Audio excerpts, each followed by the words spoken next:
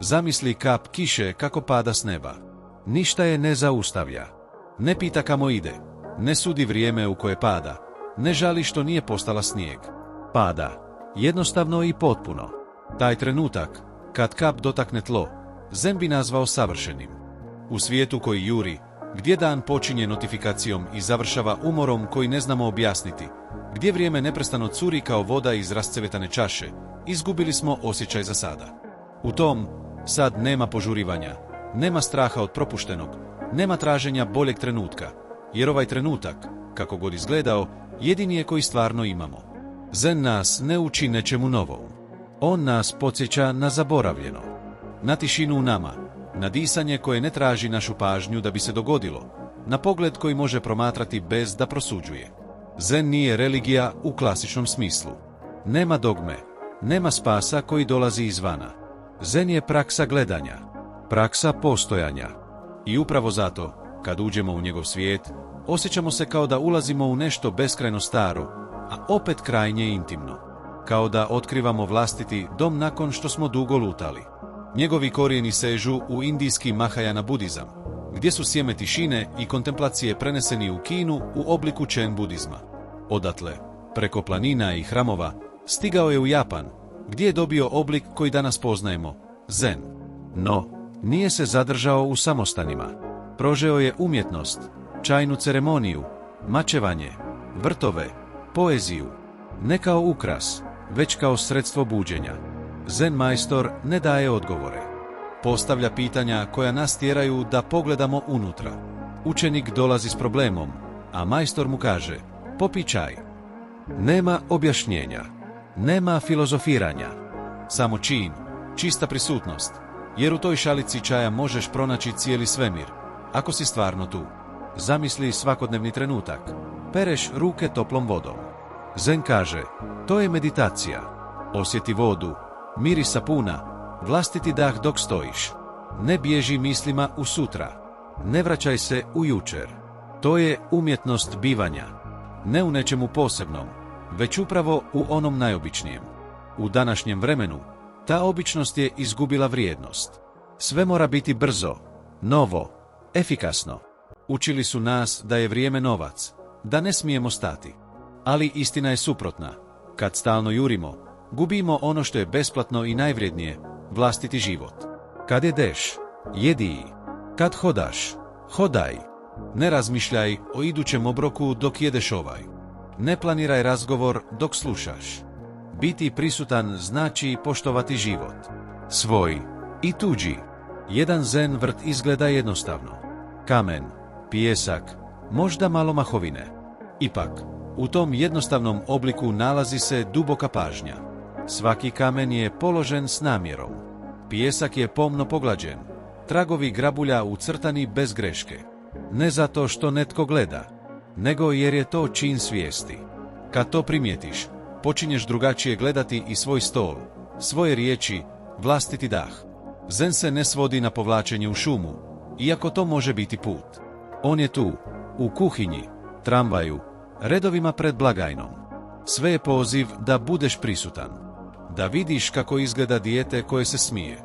Da osjetiš miris svježeg kruha. Da uočiš sunčev odsjaj na šalicama u vitrini.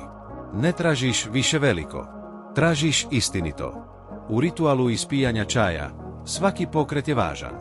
Ruka koja seže za vodom, miris koji se diže iz djelice, toplina koja grije dlanove. Ništa se ne radi automatski. I upravo zato sve postaje sveto. U tom malom činu čovjek postaje cijeli svemir. Jer više nije podijeljen između onoga što radi i onoga što misli da bi trebao raditi. U modernom svijetu živimo u glavi, u analizama, u prošlosti i budućnosti. Tijelo nas nosi, ali nismo prisutni. Jedemo bez da osjetimo okus, razgovaramo bez da čujemo, dišemo bez da znamo da dišemo. Zato nas zen ne pita da mijenjamo sve, već da primijetimo ono što je već tu. Da dok dišemo, osjetimo zrak. Da dok gledamo, doista gledamo.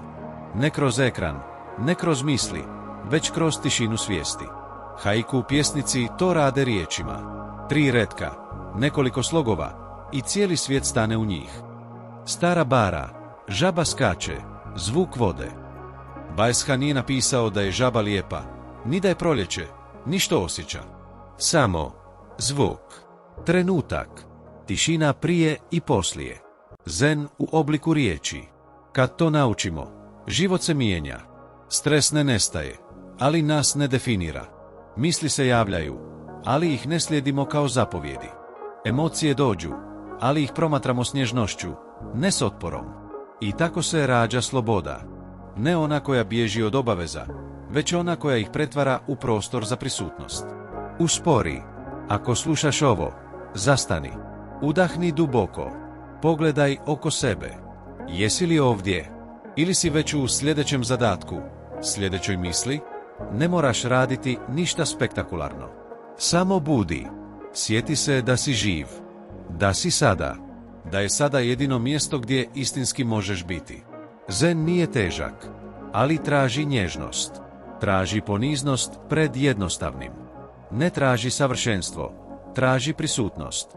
I kad to prihvatiš, svijet se ne mijenja izvana. Mijenja se pogled iz kojeg ga promatraš. I iz tog pogleda dolazi mir. Ako ti ova filozofija govori srcu, ako osjećaš da bi život mogao biti sporiji, tiši, dublji, pridruži nam se u toj potrazi. Jer ne tražimo drugo mjesto, tražimo ovaj trenutak. A taj trenutak upravo se događa. I upravo tu, u toj običnoj šutnji šalice čaja koja puši po dlanovima, skriva se veličanstveni duh zina. Nema uzbuđenja, nema velike objave, samo trenutak. I to je ono što moderni svijet često propušta. Veličinu ne u onome što traje, već u onome što jest. Naše oči, naviknute na ekrane i stalne podražaje, teško pronalaze ljepotu u praznini. Ali Zen nas poziva da sjednemo. Da ne žurimo dalje. Da promatramo list koji pada, bez potrebe da ga slikamo, zabilježimo, objavimo. Danas živimo rastrgani između obaveza, poruka, notifikacija koje vibriraju kao neumorni bubanj u pozadini svakog dana. No, što ako postoji tišina u nama kojoj možemo ponovno pristupiti? Ne tišina bez zvuka, već ona dublja, tišina koja nastaje kad prestanemo suditi. Kad dozvolimo trenutku da bude ono što jest. Zen nas ne uči da pobjegnemo od svijeta. On nas uči da se vratimo k sebi usred svijeta. Dok peremo suđe, možemo osjetiti toplinu vode, klizanje sapuna, miris detergenta. Nema ničeg svetijeg od tog običnog trenutka, ako ga živimo prisutno. Hodanje, disanje, slušanje vjetra, sve može postati praksa ako prestanemo tražiti nešto drugo. Japanski pjesnici su znali uhvatiti tu prisutnost u nekoliko riječi.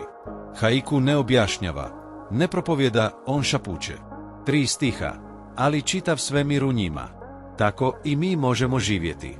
Bez potrebe da stalno analiziramo, prosuđujemo, reagiramo. Dovoljno je biti. Prisutnost ne zahtijeva da budemo savršeni, samo da budemo prisutni. Kada zašuti, kad prestanemo juriti za onim što bi trebalo biti, tada počinjemo čuti. Zamislite sada, u ovom trenutku, da ništa ne trebate dodati svom životu. Ni novu aplikaciju, ni novi plan, ni novu verziju sebe. Samo ovaj dah, samo pogled koji se ne vezuje ni za što. To je vježba jednostavna, a beskrajno duboka. Pogledati kap kiše na staklu i ne tražiti značenje. Osjetiti vjetar i ne pitati se kamo nas vodi. Disati i biti zahvalan što dišemo. U zen praksi postoji izraz hoshin, početnika. To je stanje u kojem se susrećemo sa svakim trenutkom kao da ga prvi put vidimo. Bez umora, bez cinizma, bez očekivanja. Samo otvorenost. Kao dijete koje prvi put vidi snijeg ili čuje zvuk ptice. Taj početnika nije slab, on je slobodan. I to je ono što nam zen pokušava vratiti. Slobodu da budemo tu, cijelim bićem, bez potrebe za bijegom, opravdanjem ili uljepšavanjem. Moderni svijet nas tjera da mislimo kako uvijek nešto nedostaje. Zen nas poziva da pogledamo u svoju šalicu čaja, u svoje korake, u svoje disanje i shvatimo da ništa ne nedostaje. Da je sve tu, da smo mi tu, da je ovaj trenutak dovoljan. I ako si osjetio da ti ova filozofija šapće istinom, ako te privukla jednostavnost ovog puta, pridruži nam se. Na ovom kanalu, u svakoj priči, u svakom šaptu iz prošlosti, Tražimo ono što je uvijek bilo prisutno, tihi puls sadašnjeg trenutka. Pretplati se i budi s nama u toj potrazi. Ne za više, nego za dublje. Ne za dalje, nego za sada.